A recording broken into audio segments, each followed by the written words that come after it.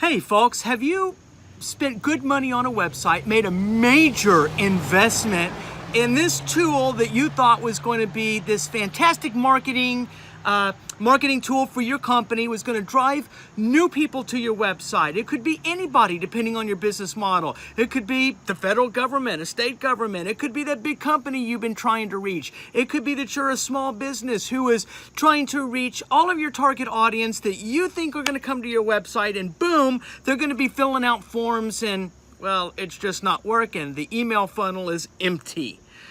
A lot of people believe that websites are going to be this magical tool for them that's going to show up on Google. They are sold a bill of goods and it just doesn't work the way that they thought it was going to work for them. I mean, I know one company that I've talked to recently, they spent over $10,000. That's right, $10,000 for a website that they probably shouldn't have spent $3,000 for because it's just not working for them.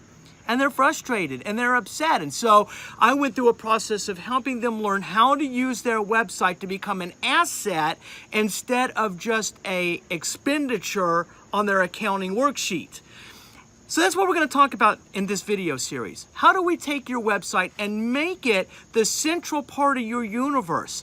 Folks, that's going to mean it takes some type of work. It isn't just going to happen. It's not a magical tool that just suddenly everything goes pop, pop, pop, pop, pop, and there's new leads every day. It just doesn't work that way.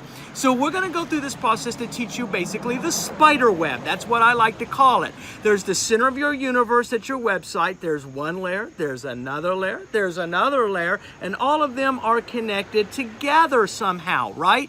Everything should be funneled and connected. We're going to talk about that this week. We're going to talk about different types of funnels and different ways to build that spider web out so that you're capturing people out here, but they're funneling into the center. And what is the center? The center is your website.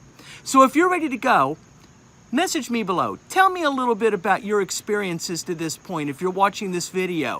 What's worked for you? And most importantly, what have you tried that hasn't worked for you? I want to hear from you as we build this series out. So jump down below, leave a comment, and let's interact.